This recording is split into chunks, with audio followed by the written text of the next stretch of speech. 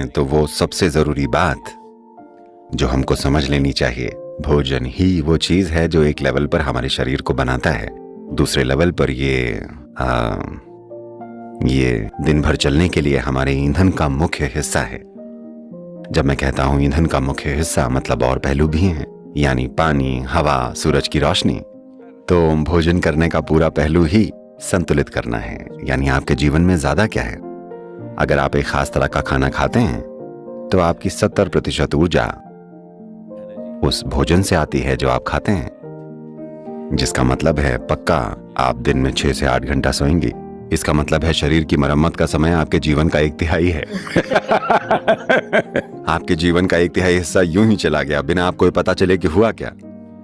तो अगर आप अपने खाने का पैटर्न बदल दें, और इसके और भी पहलू हैं, इसमें योग का पहलू भी है, लेकिन अगर आप बदलाव करें, अगर आप इस तरह खाएं, तो आप देखेंगे कि जितना खाना आपको चाहिए होता है वो काफी कम हो जाएगा। आपको अपने आप को केवल इतने पर ही रोक के नहीं रखना पड़ेगा, लेकिन इसके बाद भी अगर आपने कुछ खाया तो भोजन की मात्रा कम हो जाएगी और सूरज की रोशनी, हवा, पानी से ऊर्जा प्राप्त करने की आपकी योग्यता बढ़ जाएगी।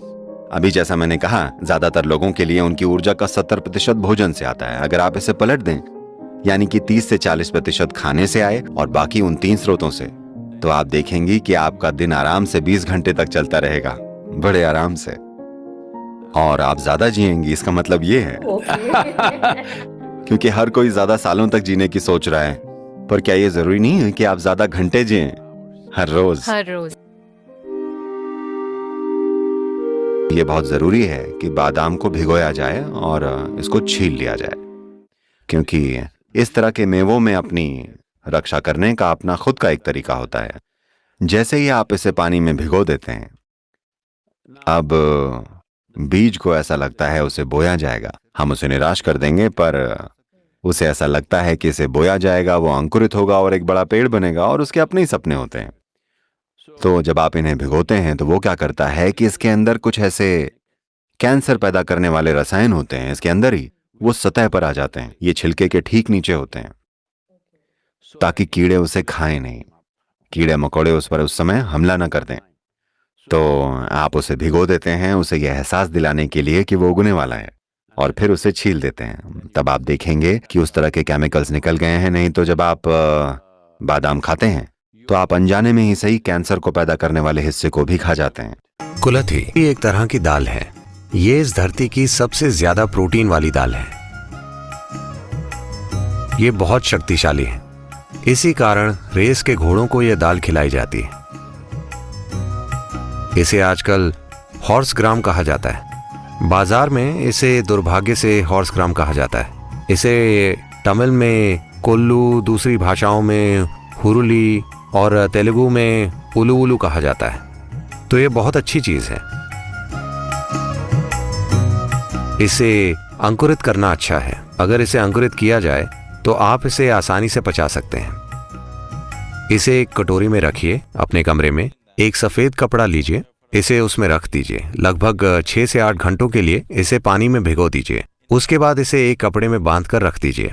लगभग 3 दिनों में ये अंकुरित हो जाएगी। अंकुरित होने पर आप इसे कच्ची खा सकते हैं। अगर ये बीज से लगभग आधी इंच बाहर आ गई है तो आप इसे कच्ची खा सकते हैं। इसे बहुत ज्यादा चबाना पड़ता है, चबाकर खा जाइए। ये बहुत अच्छी है। अब ये शरीर में गर्मी बढ़ाएगी। मान लीजिए आप कोल्लू पीते हैं या खाते हैं और आपको बहुत ज्यादा गर्मी महसूस होती है, तो आपको मूंग खाकर इसे संतुलित करना चाहिए। अंकुरित मूंग सिस्टम को ठंडा करते हैं, तो शरीर को मैनेज करना जरूरी है। अभी भी आप मैनेज किए जा रहे हैं, पर अगर आप सचेतन रूप से ऐसा करते हैं तो ये बेहतर काम करेगा। ये इतना सरल है। अगर आप अपने सिस्टम को एक ऊंचे आयाम में इस्तेमाल करना चाहते हैं तो आपको ध्यान देना होगा। किसी तरह जियो और मर जाओ, तो फिर कोई फर्क नहीं पड़ता, जो चाहे खाइए। क्या फर्क पड़ता है? अगर आप कचरा भी खाते हैं तब भी आप जिएंगे। पर ध्यान से खाना और देखना कि शरीर को क्या चाहिए, ये शरीर को कई तरीकों से सक्षम बना देगा। चेतना से मैनेज करना है, सेहत के लिए पागल होना नहीं है। ऐसा नहीं होना कि आप में खाने को लेकर तनाव पैदा हो जाए कि मैं क्या करूं, कैसे करूं। यह अपने आप में गलत है। सिर्फ सचेतन होना, क्या कितना खाना है, आज शरीर की जरूरत क्या है, बस ये ध्यान रखिए। सभी चीजों में एक मूंगफली। मैं मूंगफली के बारे में विशेष रूप से उत्साहित हूं क्योंकि इसमें वो सब कुछ है जो आपको चाहिए। बस भिगोई हुई मूंगफली, इसमें आपका जीवन चलाने के लिए सब कुछ है। यह अपने आप में एक संपूर्ण भोजन है। अगर आप इसे 6 से 8 घंटे तक भिगोते हैं तो पित्त निकल जाता है। आप पित्त जानते हैं, एलोपैथिक डॉक्टर इस पर ध्यान नहीं देते, लेकिन आयुर्वेद इसी पर आधारित है। उष्ण, शीत और पित्त, इससे पित्त निकल जाता है। और इस भीगी हुई मूंगफली को अच्छी तरह चबाकर खाना। बस ये पक्का करें कि वो ऑर्गेनिक मूंगफली हो।